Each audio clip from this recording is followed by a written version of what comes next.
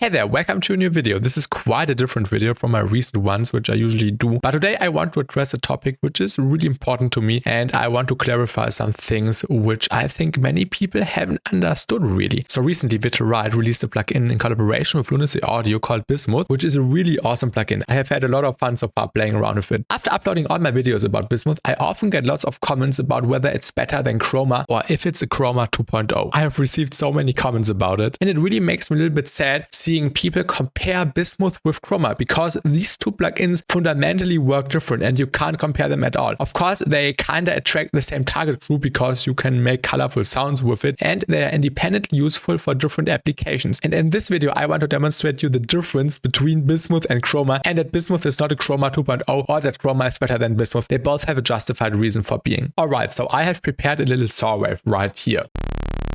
And when we load in Chroma, we can select the key. I have selected dveight dominant right here. And now when we increase the colorization, it sounds like this. In the EQ down below, you can see that the frequencies which don't belong into the key are basically being moved into the key.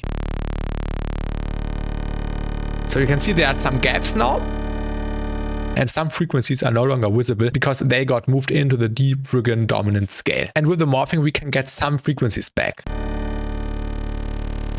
which got moved into the key at first place, but now the distribution is basically being shifted. So we can get a more natural feel later on. And now let's look at Bismuth.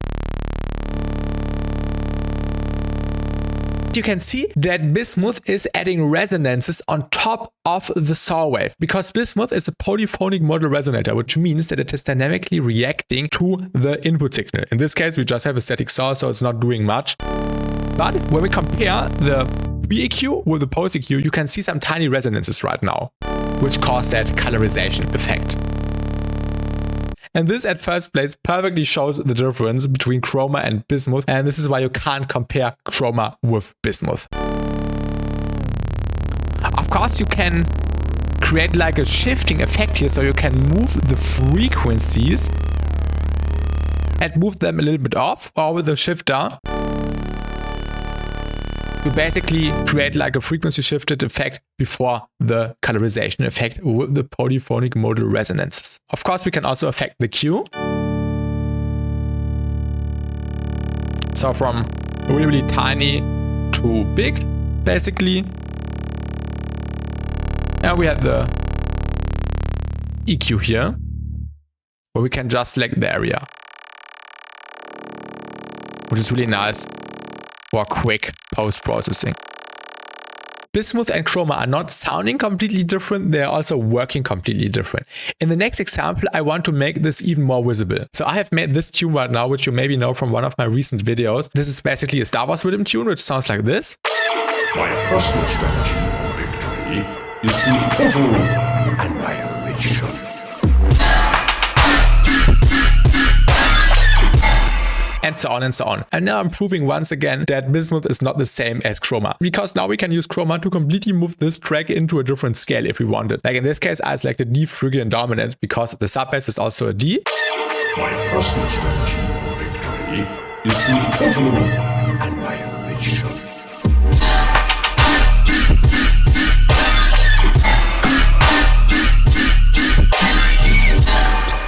So in this case, you can perfectly see that Chroma is a pitch correction tool, while Bismuth is a sound design tool. Because when we now try to create that same effect with Bismuth, you can see that this is not possible. You can't just throw Bismuth on a drop group or even on a whole song and get this color corrected flavor, which you would know from Chroma usually. This is not possible. Let's have a look.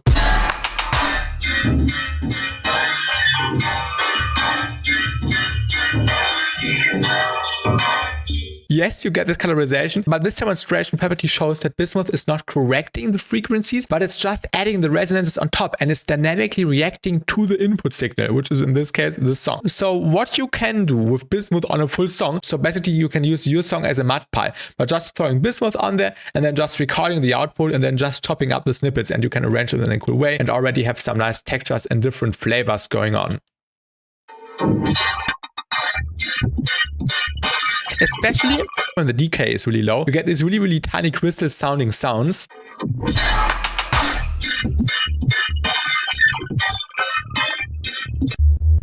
And yeah, this is perfect for resampling.